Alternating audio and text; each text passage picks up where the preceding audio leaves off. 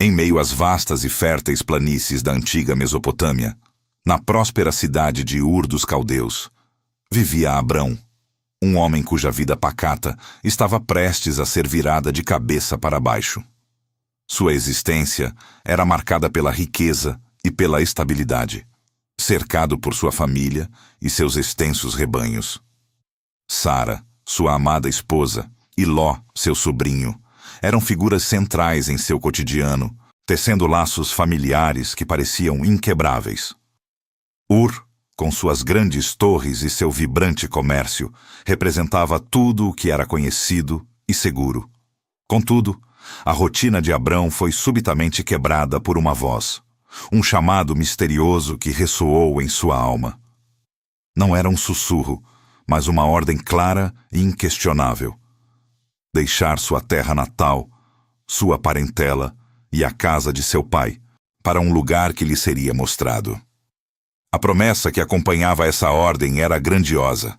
Sua descendência se tornaria numerosa como as estrelas do céu, e ele seria o pai de uma grande nação, herdeiro de uma terra que ainda não conhecia. O dilema era imenso. De um lado, a segurança do conhecido. Do outro, o abismo do desconhecido, guiado apenas pela fé em uma voz divina. Apesar das dúvidas naturais que assaltaram seu coração, Abrão escolheu obedecer. A decisão foi difícil, mas a força da promessa superou o medo. Assim, Abrão iniciou sua jornada, partindo de Ur com Sara, Ló e todos os seus bens, rumo a Harã, uma parada temporária no caminho para o desconhecido. Os primeiros desafios não tardaram a surgir. A vida nômade, as incertezas de cada novo dia e a constante dependência da provisão divina tornaram-se a nova realidade. Cada passo era um ato de fé, cada amanhecer, uma renovada esperança. Finalmente, após anos de peregrinação e desafios, Abrão chegou a Canaã, a terra prometida. No entanto, a chegada não trouxe o alívio esperado. Uma severa fome assolou a região, pondo à prova a fé recém-firmada de Abrão. Para sobreviver, ele e sua comitiva foram forçados a descer ao Egito, um lugar de abundância, mas também de perigos. No Egito, o medo tomou conta de Abrão. Temendo que sua beleza pudesse custar-lhe a vida, ele pediu a Sara que se apresentasse como sua irmã. O engano teve consequências imediatas e desastrosas. Faraó, atraído por Sara, a tomou para si, e pragas inexplicáveis começaram a assolar sua casa. Quando a verdade foi descoberta, Faraó, indignado, repreendeu Abrão severamente e o expulsou do Egito, juntamente com todos os seus bens. A lição foi amarga, mas necessária. Abrão retornou a Canaã, mais humilde e com a fé restaurada, compreendendo que a provisão de Deus não dependia de suas artimanhas. Ao longo dos anos, suas riquezas e as de Ló cresceram exponencialmente, a ponto de a terra não ser mais suficiente para sustentar ambos os rebanhos. Conflitos surgiram entre seus pastores, tornando a separação inevitável. Com uma generosidade que demonstrava seu caráter transformado, Abrão ofereceu a Ló a primeira escolha da terra. Ló, seduzido pela fertilidade das campinas do Jordão, escolheu a região próxima a Sodoma, uma cidade conhecida por sua riqueza, mas também por sua profunda imoralidade. A separação de Abrão e Ló foi um momento de dor e despedida, mas também um passo necessário para o cumprimento da promessa divina. Logo após a partida de Ló, Deus falou novamente a Abrão, reafirmando suas promessas de uma descendência incontável e da posse daquela terra. O futuro, embora ainda envolto em mistério, agora parecia mais claro. Para onde essa promessa levaria Abrão? Antes de continuarmos, inscreva-se no canal e diga-nos nos comentários de onde você está assistindo. Abrão, agora sozinho em sua fé renovada e com a promessa de Deus ecoando em seu coração, estabeleceu-se em Hebrom.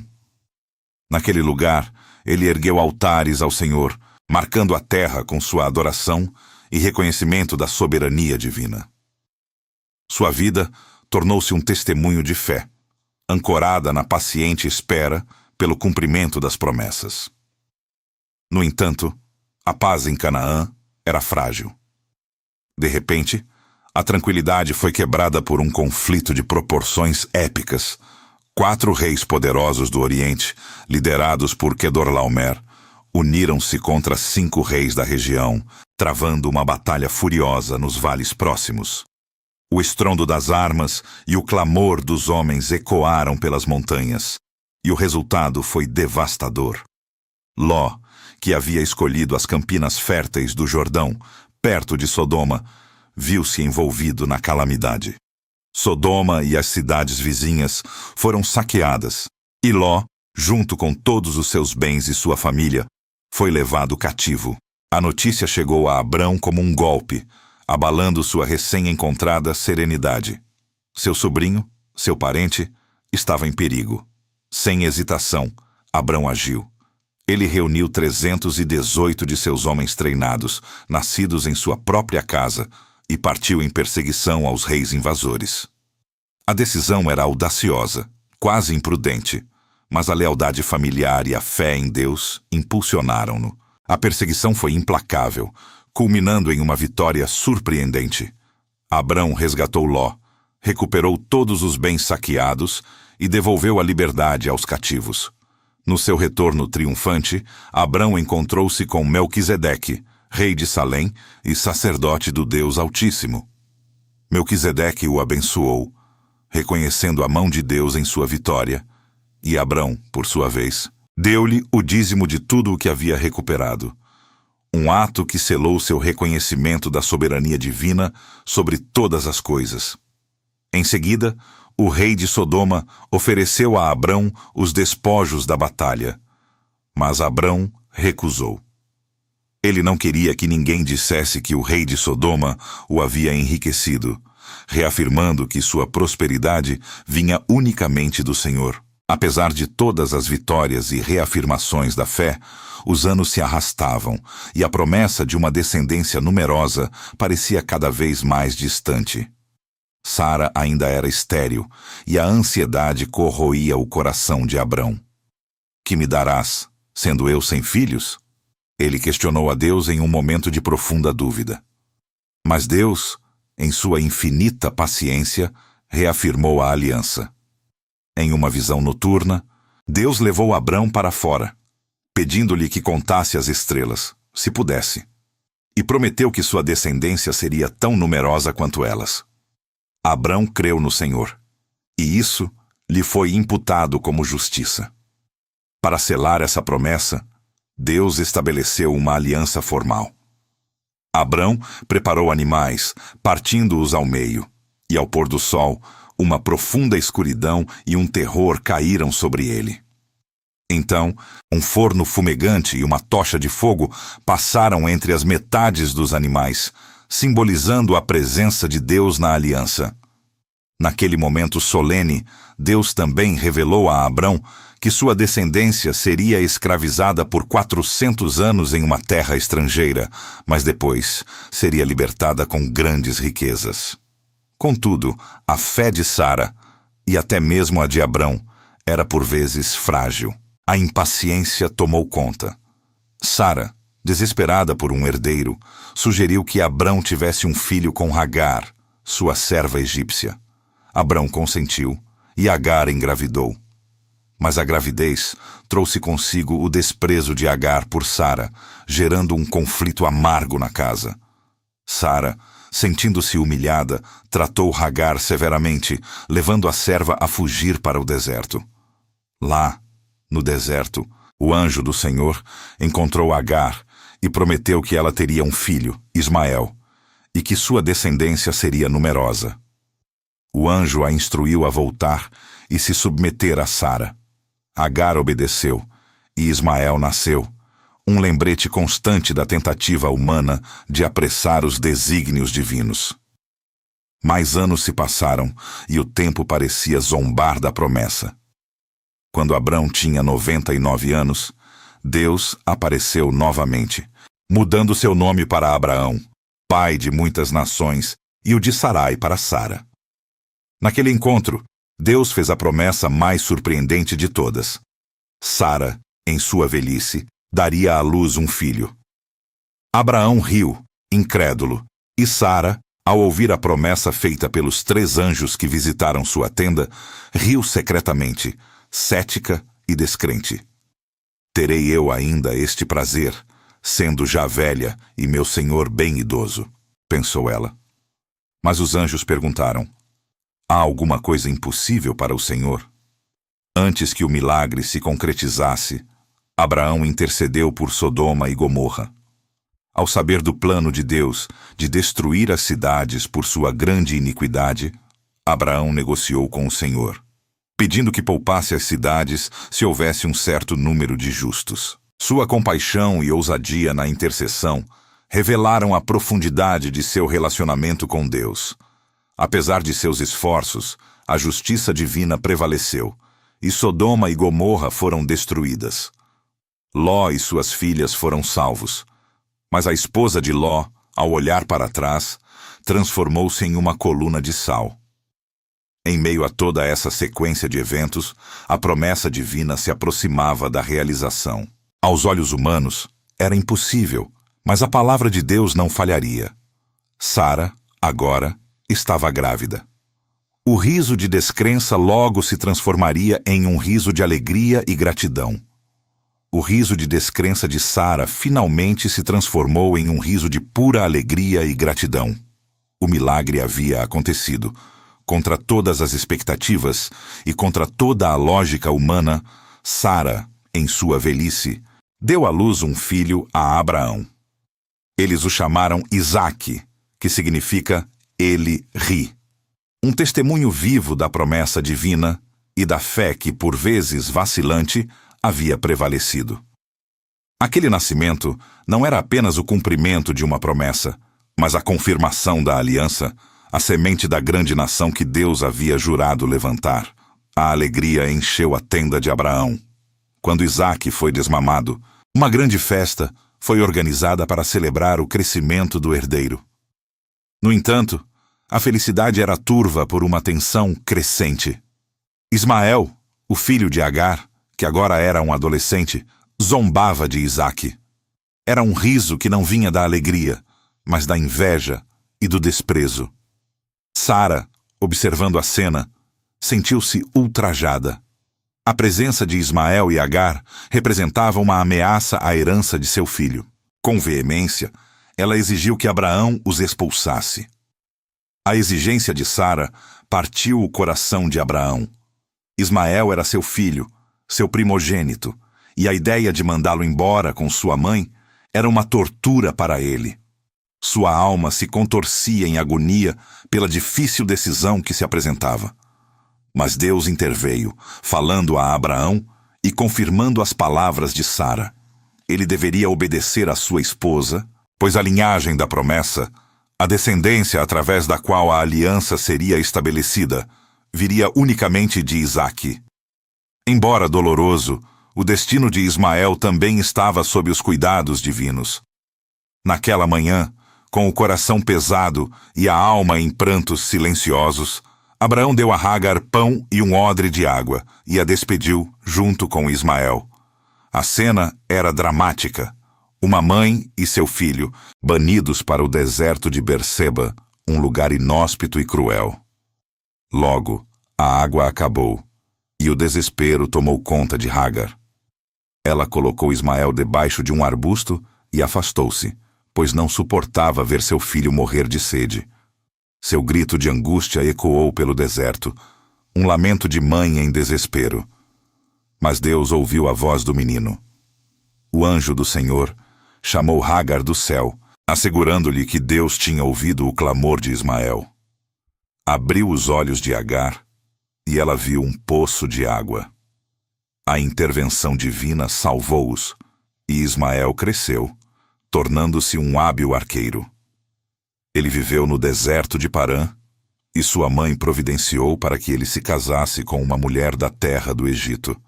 Enquanto isso, Abraão continuava sua vida em Canaã, buscando paz e segurança. Ele fez uma aliança com Abimeleque, o rei de Gerar, selando-a no poço de Berseba, um lugar que se tornou um símbolo de juramento e acordo.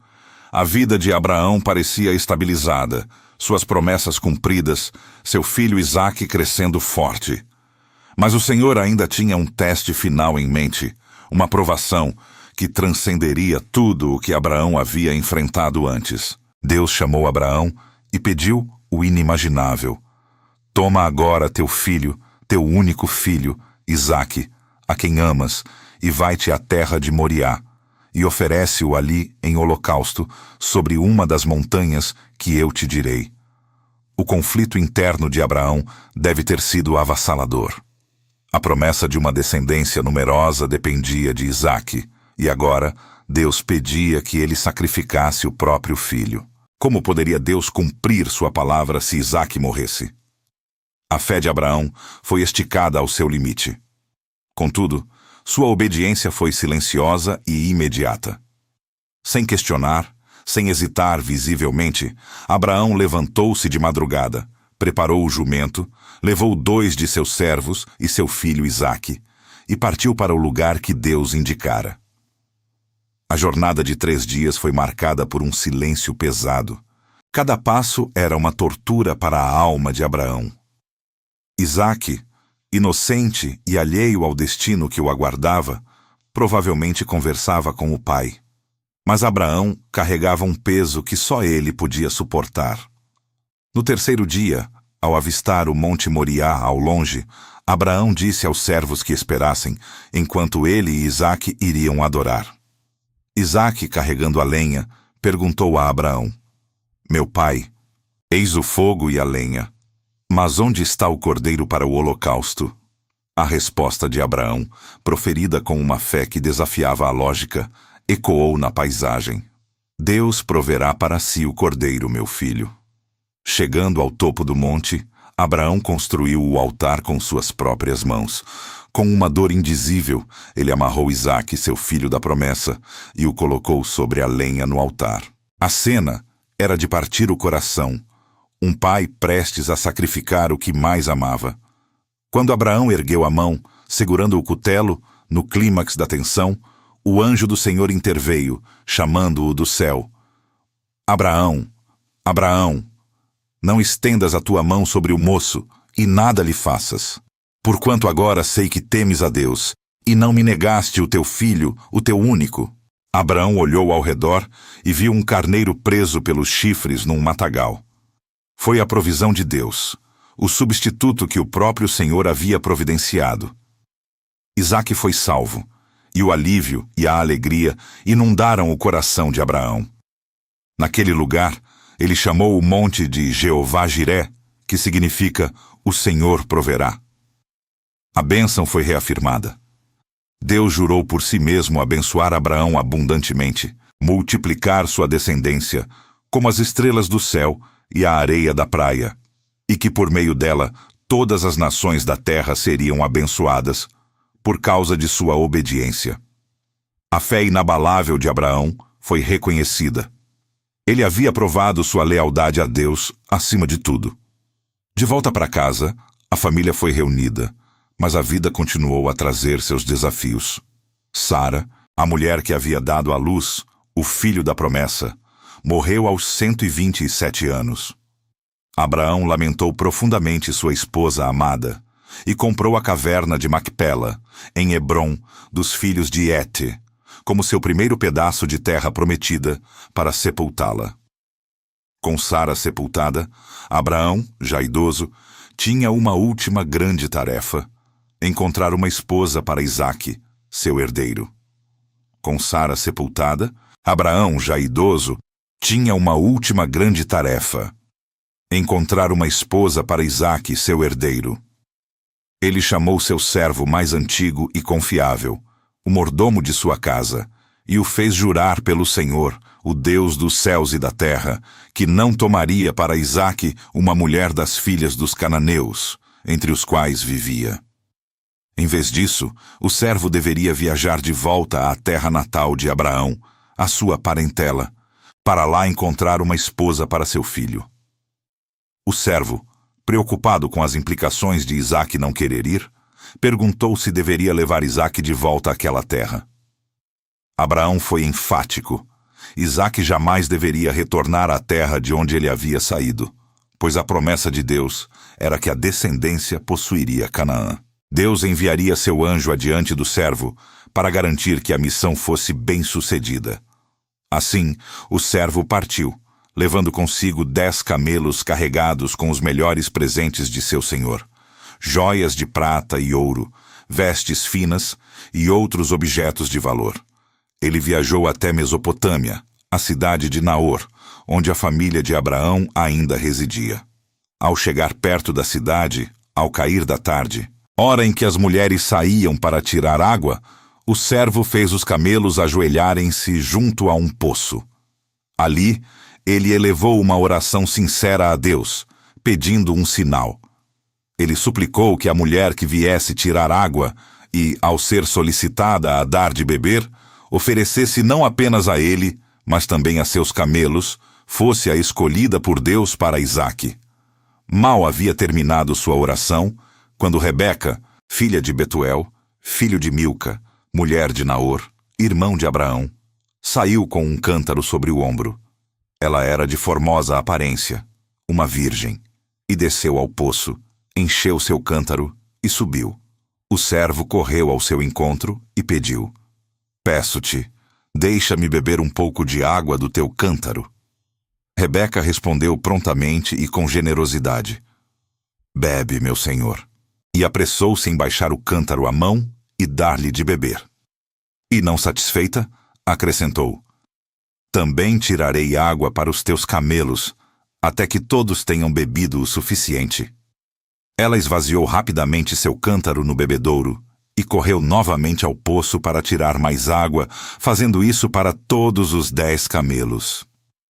O servo, maravilhado e em silêncio, observava, sabendo que Deus havia respondido à sua oração de forma tão específica e imediata.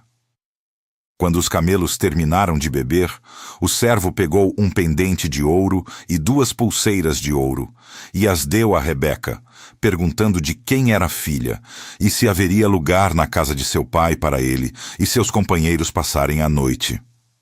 Rebeca revelou sua linhagem e confirmou que havia palha e forragem em abundância, e também lugar para pernoitar. O servo prostrou-se e adorou ao Senhor, bendizendo-o por sua fidelidade e por tê-lo guiado diretamente à casa dos irmãos de seu senhor. Rebeca correu para casa e contou tudo à sua mãe e ao seu irmão Labão. Labão, vendo o pendente e as pulseiras nos braços de sua irmã e ouvindo o relato do homem, correu ao encontro do servo, que ainda estava junto aos camelos no poço. Ele o convidou calorosamente para a casa, onde os camelos foram descarregados e alimentados, e água foi providenciada para lavar os pés do servo e dos homens que o acompanhavam. Antes mesmo de comer, o servo insistiu em apresentar seu propósito. Ele narrou toda a história de Abraão, sua riqueza, a promessa de Deus, o nascimento de Isaque e a missão de encontrar uma esposa para o herdeiro. Ele descreveu seu sinal no poço e como Rebeca havia cumprido cada detalhe da sua oração. Labão e Betuel responderam: "Do Senhor procedeu isto, nada podemos dizer-te, nem mal nem bem. Eis que Rebeca está diante de ti. Toma-a e vai, e seja a mulher do filho do teu senhor, como o Senhor tem dito."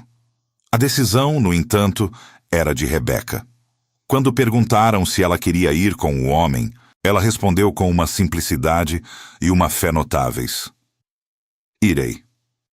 Assim, Rebeca foi abençoada por sua família e partiu com o servo de Abraão, acompanhada de sua ama e de suas servas. A jornada de volta foi longa, mas cheia de expectativa. Ao entardecer, Isaque havia saído ao campo para meditar. Levantando os olhos, viu os camelos que se aproximavam. Rebeca, por sua vez, ao ver Isaque, desceu do camelo e perguntou ao servo quem era aquele homem que vinha ao encontro deles. O servo respondeu: "É meu senhor." Então ela tomou o véu e se cobriu, um gesto de respeito e modéstia, O servo narrou a Isaque tudo o que havia feito. Isaque levou Rebeca para a tenda de sua mãe Sara e a tomou por esposa. Ele a amou profundamente, e assim foi consolado da perda de sua mãe. O casamento de Isaque e Rebeca marcava o início de uma nova geração na linhagem da promessa. Abraão, depois de dar todos os seus bens a Isaque, casou-se novamente com uma mulher chamada Quetura, que lhe deu mais filhos: Zinrã, Jocsã, Medã, Midian, Gisbaque e Suá. Ele distribuiu presentes a esses filhos, mas enviou-os para longe de Isaque, para as terras do Oriente, assegurando que Isaque fosse o único herdeiro da aliança. Abraão viveu 175 anos, uma vida plena e abençoada, repleta de fé e obediência. Depois de uma vida longa e frutífera, ele morreu em boa velhice, farto de dias, e foi reunido ao seu povo. Seus filhos Isaque e Ismael juntos o sepultaram na caverna de Macpela, no campo de Efron, o Eteu, ao lado de Sara, sua primeira e amada esposa. O reencontro de Isaque e Ismael, naquele momento de luto, selava um breve armistício entre os irmãos, em homenagem ao pai que ambos amavam. O legado de Abraão era imenso. A fé, a obediência e a promessa de uma descendência inumerável e uma terra. A promessa agora repousava sobre Isaque. A história de Isaque e Rebeca, no entanto, não seria isenta de desafios. Rebeca, assim como Sara, era estéril. Por 20 anos, Isaque orou fervorosamente ao Senhor por sua esposa, e Deus ouviu sua súplica. Rebeca engravidou, mas os filhos dentro de seu ventre lutavam entre si de tal maneira que ela buscou a Deus para entender o que acontecia. O Senhor lhe revelou que 2 nações estavam em seu ventre, e 2 povos se separariam dela. Um povo seria mais forte que o outro, e o maior serviria ao menor. Ao nascerem, o primeiro veio ruivo, e todo peludo como um manto de pelos, e Isaque o chamou Esaú.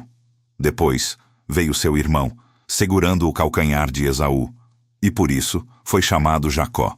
Eles eram gêmeos, mas a rivalidade entre eles começou desde o ventre e se manifestaria em suas vidas. Esaú cresceu e tornou-se um hábil caçador, um homem do campo. Jacó, por outro lado, era um homem tranquilo, que ficava nas tendas. Isaque amava Esaú, pois gostava de comer de sua caça, mas Rebeca amava Jacó. Um dia, Esaú chegou exausto do campo e viu Jacó preparando um guisado de lentilhas. Com a fome apertando, Esaú pediu a Jacó um pouco daquele guisado vermelho. Jacó, astuto, viu sua oportunidade. Vende-me primeiro a tua primogenitura. Esaú, desprezando seu direito de primogenitura, respondeu: Eis que estou a ponto de morrer. Para que me servirá a primogenitura? E assim, Esaú vendeu seu direito de primogenitura a Jacó por um prato de lentilhas, jurando-lhe. Ele comeu, bebeu, levantou-se e se foi, mostrando seu desdém por sua herança e seu lugar na linhagem da promessa. Aquele ato impensado de Esaú, movido pela satisfação imediata de um desejo físico, selaria o destino de gerações. A promessa de Abraão, que passou a Isaque, agora se inclinava para Jacó, mesmo que por meios questionáveis. A velhice havia chegado para Isaque, trazendo consigo não só a sabedoria dos anos, mas também a fragilidade do corpo. Seus olhos, antes perspicazes, agora mal distinguiam formas e cores, mergulhando-o numa penumbra constante. Sentindo que seus dias se aproximavam do fim, Isaque convocou Esaú, seu filho primogênito, aquele a quem seu coração se apegara por causa da caça saborosa que lhe trazia. O plano era claro. Antes de partir, Isaque desejaria abençoar Esaú, transferindo-lhe a primogenitura espiritual e material que Deus havia prometido a Abraão. No entanto, Rebeca, a esposa de Isaque, ouvira a conversa. Seu coração, que sempre pendeu para Jacó, o filho mais jovem e caseiro, Não podia aceitar que Esaú recebesse a bênção que ela acreditava pertencer a seu favorito. Com uma determinação férrea, Rebeca arquitetou um plano audacioso e arriscado. Ela instruiu Jacó a ir ao rebanho, abater 2 cabritos e trazê-los para que ela preparasse um guisado, tal como Isaque gostava. Jacó, hesitante e ciente da pele lisa de sua própria pele, em contraste com a pilosidade de Esaú, expressou receio de ser descoberto. Rebeca, porém, não vacilou. Vestiu Jacó com as roupas de Esaú, que tinham o cheiro do campo e da caça, e cobriu suas mãos e a parte lisa de seu pescoço com peles de cabrito, simulando a textura de Esaú. Jacó, disfarçado, apresentou-se a seu pai. A voz era de Jacó, mas o toque das mãos e o cheiro das vestes eram inconfundivelmente de Esaú. Isaque, confuso e desconfiado, perguntou: És tu realmente meu filho Esaú? Jacó, com a voz embargada pela mentira, respondeu afirmativamente. Isaque comeu do guisado e bebeu do vinho, e então pronunciou a bênção sobre Jacó, concedendo-lhe domínio sobre seus irmãos e a fartura da terra. Mal Jacó havia saído da presença de seu pai, Esaú chegou, trazendo a caça que havia preparado. O engano foi brutalmente revelado.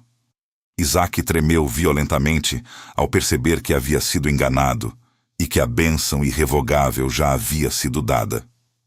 Esaú, ao ouvir as palavras de seu pai, soltou um grito amargo e angustiado, um lamento que rasgou o ar. Não tens uma bênção para mim, meu pai? Implorou ele. Mas Isaque só pôde oferecer-lhe uma bênção secundária, de viver pela espada e servir a seu irmão. O ódio de Esaú por Jacó tornou-se uma chama ardente, e ele jurou que, após a morte de seu pai, mataria seu irmão. Rebeca, percebendo a fúria de Esaú, agiu rapidamente para proteger Jacó. Aconselhou-o a fugir para Harã, para a casa de seu irmão Labão, e ficar lá por um tempo, até que a ira de Esaú se acalmasse. Antes de partir, Isaque, ciente do grave erro cometido, embora ainda cego, chamou Jacó novamente, e desta vez abençoou-o conscientemente, confirmando sobre ele a bênção de Abraão e a promessa da terra. Jacó iniciou sua jornada solitária, uma fuga apressada e cheia de medo. Numa noite, enquanto dormia com a cabeça sobre uma pedra em Betel, teve um sonho vívido. Uma escada ligava a terra ao céu, e anjos de Deus subiam e desciam por ela. No topo da escada, o próprio Deus estava. A voz divina ecoou, reafirmando a Jacó a aliança feita com Abraão e Isaque. A promessa de uma descendência numerosa, a posse da terra e a proteção divina em sua jornada. Ao acordar, Jacó fez um voto. Se Deus o guardasse e o trouxesse de volta em paz, ele seria seu Deus, e aquele lugar seria a casa de Deus. Chegando a Harã, Jacó encontrou um poço onde os pastores reuniam seus rebanhos. Ali, ele viu Raquel, a filha mais nova de Labão, pastoreando as ovelhas de seu pai. Foi amor à primeira vista. Jacó beijou Raquel e chorou. Revelando sua parentesco, ele se ofereceu para trabalhar 7 anos para Labão em troca da mão de Raquel. Os anos passaram rapidamente, impulsionados pelo intenso amor de Jacó por ela. No entanto, na noite do casamento, Labão enganou Jacó, entregando-lhe Lia, sua filha mais velha, velada. Pela manhã, Jacó confrontou Labão, que justificou seu ato pela tradição de casar a filha mais velha primeiro. Jacó, então, teve que trabalhar mais 7 anos por Raquel, sua amada. A rivalidade entre Lia e Raquel, intensificada pela preferência de Jacó por Raquel e pela fertilidade de Lia, marcou o nascimento dos filhos de Jacó. Deus viu a aflição de Lia e lhe deu filhos, enquanto Raquel permaneceu estéril por um tempo, até que Deus também se lembrou dela e lhe concedeu José. Após 14 anos de serviço pelas esposas e mais 6 anos trabalhando por seu rebanho, Jacó prosperou imensamente. Deus abençoou seus rebanhos, tornando-o rico. Sentindo a vontade de Deus e o desejo de retornar à terra prometida, Jacó decidiu partir. Temendo que Labão o impedisse, Jacó fugiu secretamente, levando suas esposas, filhos e todos os seus bens. Labão o perseguiu, mas um encontro divino o impediu de fazer mal a Jacó. Eles fizeram um pacto de paz no Monte Gileade. A maior apreensão de Jacó, porém, era o encontro iminente com Esaú. O medo do passado, do ódio de seu irmão, consumia-o. Ele dividiu seu acampamento em dois, enviou presentes generosos a Esaú e orou fervorosamente a Deus. Naquela noite, sozinho, Jacó lutou com um anjo até o amanhecer. O anjo tocou sua coxa, deslocando-a, e mudou seu nome de Jacó para Israel, pois ele havia lutado com Deus e com os homens e prevalecido. O encontro com Esaú finalmente aconteceu. Para a surpresa de Jacó, Esaú correu ao seu encontro, abraçou-o e chorou. A reconciliação foi um milagre da graça de Deus, dissipando anos de dor e ressentimento. Jacó se estabeleceu em Siquém, comprando um terreno. No entanto, a paz seria breve. A tragédia atingiu sua família quando Diná, sua filha, foi estuprada, desencadeando a vingança cruel de seus irmãos que massacraram os homens da cidade, manchando a reputação de Israel. Após a mancha em Siquém, Deus ordenou a Jacó que subisse a Betel, o lugar de seu primeiro encontro com o divino. Ali, a aliança foi reconfirmada, e Israel, o novo nome de Jacó, recebeu a bênção de seu pai Abraão, que agora passava integralmente para ele. A jornada continuou, mas o caminho seria marcado por mais uma perda profunda. Numa parada, enquanto se aproximavam de Efrata, Raquel, a amada esposa de Jacó, entrou em trabalho de parto. A dor era excruciante, e ela deu à luz um filho, Benjamim, mas seu corpo não resistiu. Jacó a sepultou ali, erguendo um pilar sobre seu túmulo, um monumento à mulher que amou tão intensamente. A família, agora mais uma vez diminuída pela dor, prosseguiu até Hebron, onde Isaque, o pai de Jacó, ainda vivia. A visão do pai idoso, cego e frágil, trouxe um misto de saudade e remorso a Jacó, lembrando-o do engano do passado.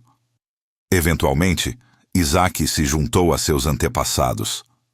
Jacó e Esaú, unidos na tristeza, sepultaram seu pai, na caverna de Macpela, ao lado de Abraão e Sara, um último ato de união entre os irmãos, cujas vidas foram tão entrelaçadas por bênçãos e conflitos.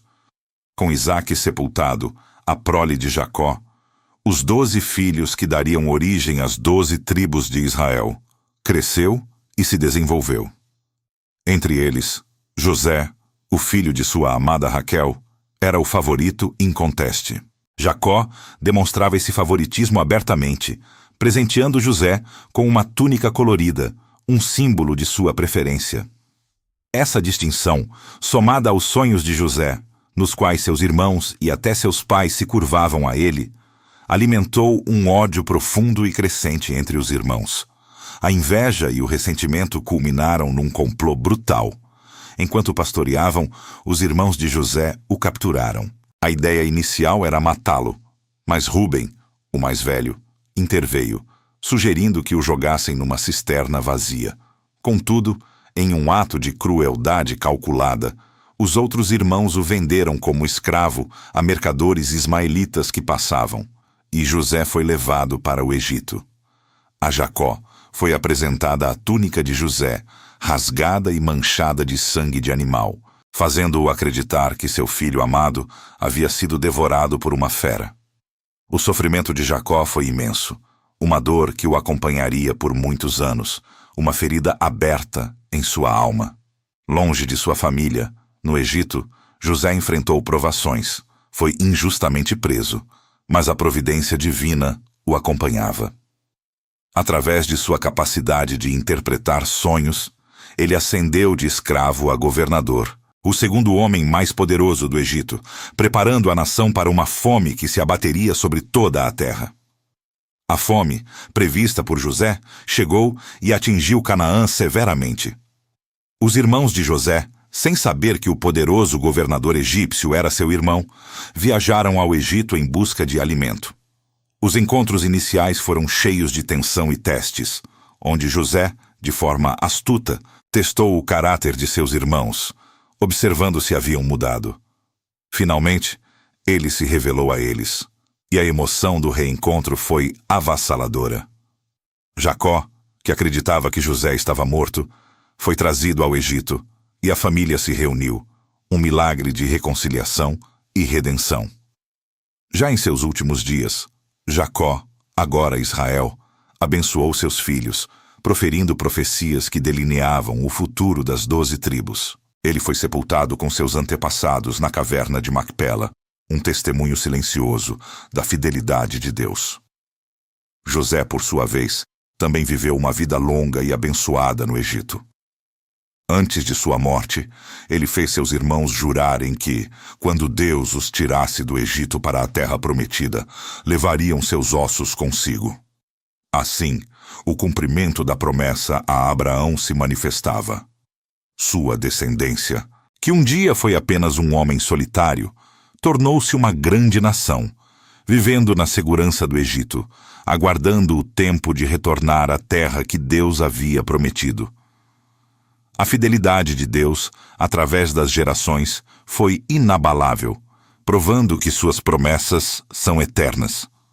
A história de Abraão, o homem de fé, obediência e perseverança, ressoava como um modelo para todos. A aliança, iniciada com ele, continuou através de Isaque, Jacó e seus descendentes, guardando a esperança para o futuro. A promessa da terra e, finalmente, do Messias. O impacto eterno da história de Abraão lançou as fundações para a fé. Um legado que transcenderia o tempo, moldando o destino de uma nação e a esperança da humanidade.